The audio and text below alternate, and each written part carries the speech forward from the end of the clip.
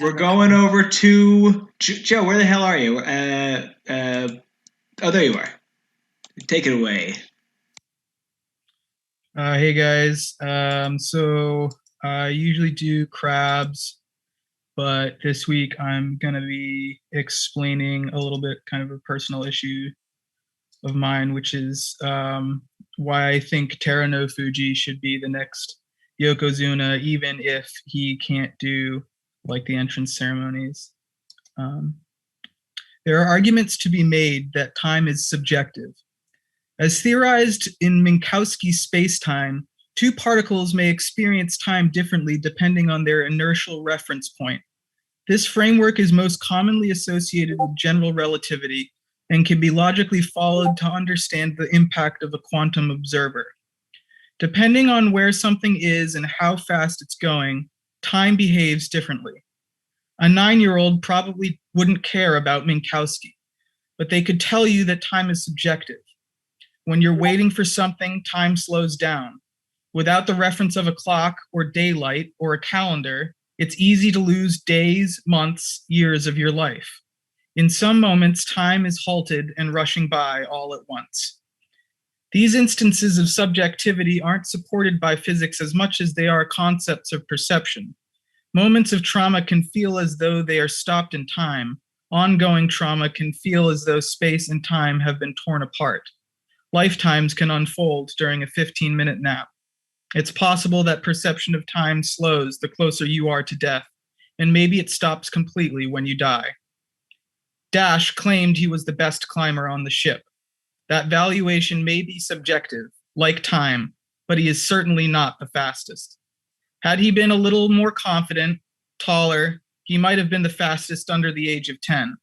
That title is held by Gorgak, who currently experiences a time sink of their own caused by boredom.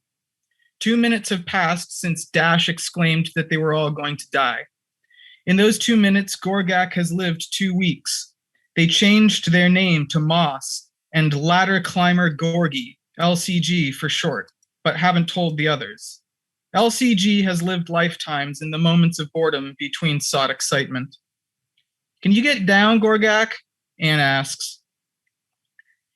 She only got up a few rungs before Dash stopped climbing, and now stands at the bottom of the ladder. LCG doesn't respond. They just hang there loosely, looking across the skyline, seeing further than they ever have before. Gorgak, hey, Anne yells, reaching up and tapping their foot. Oh yeah, hey, I'm fine, they dangle back. Dangle is a speech verb. Dangle as a speech verb is used to describe utterances made when hanging from one arm and one leg with your head bent backwards. Well, can you come down? I think Dash needs help, Anne implores. 2 minutes for Anne, 2 weeks for Gorgie. Time has stopped for Dash. At 14 feet up, he's only climbed high enough for 3 9-year-olds to fit on the ladder. But with space-time being relative, his lived experience reaches beyond the constraints of reality. As close to death as he's ever perceived, he clings to the ladder with every drop of lactic acids his arm and legs can hold. Seized by terror, he cannot look down. He whimpers softly, ashamed of his own fears.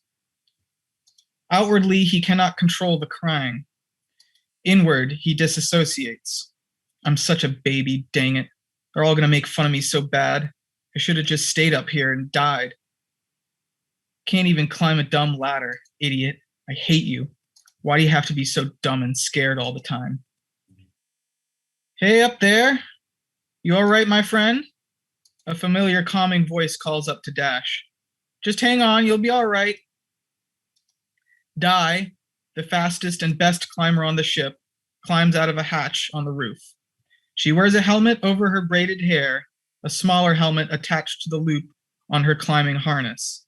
She smirks at the kids, winking at Gorgie and extending an elbow to bump for Anne. She clips onto the ladder and hops easily up to Dash's position. As effortless as she seems to the kids, her movements are grounded in technique and safety. She reaches Dash and clips onto the ladder, putting her arms around him and guiding his legs around her waist. I'm going to put a belt around you, and I need you to hold on tight, all right? Dash whimpers and nods, keeping his eyes closed. Dai puts the spare helmet on his head. Usually I'd like to do this on the ground, she whispers to him. You're very brave, just try to be safe next time. Another nod, a whimper. Gentiboa. She smiles at him and pats his head. You're good, I've got you. Dash buries his face in Dai's chest, bobbing up and down as she takes each rung steadily. As he feels safer, time starts to move again. Panic leaves his breath, and he feels the warm rush of comfort. He snorts back a throat full of tears and opens his eyes. Dash gasps as he sees they haven't gone down at all. Dai is climbing, with him strapped to her chest, higher.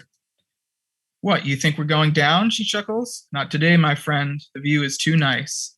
Are we going to the deck? He asks. Haha, oh no. I don't think so. Everyone would kill me if something happened up there. Plus, we gotta get Anne and Morse up there, too. They're called Gorgak now. Wow, that's actually pretty cool. I like that name, Dai says. Dash keeps a tight hold around Dai's waist, squinting his eyes open. Don't you get scared up here? He asks. Oh yeah, all the time. When you get up to the deck, the wind sounds like it's screaming at you. You just gotta trust yourself and stay as safe as possible. Climbing the ladder is about preparation, just like going out to get scrap. You can't just rush up. Her hands move with fluid motions, clipping and unclipping. I know you're fast enough, though. Hard to tell a fish not to swim, right? Dai stops climbing and pats Dash on the head. She leans back in the harness and takes a deep breath in. Dash opens his eyes, looking out further than he's ever seen before. All around are blasted mountains and low growth. The haze of contaminated air sits like a wall around them, miles away. At the edge of the haze, a tiny dot crawls out. It continues moving for a moment and then stops. Dash points out to it. What's that? Dai gasps. Someone is walking out there alone. They've made it through the haze, and they need help. End of episode.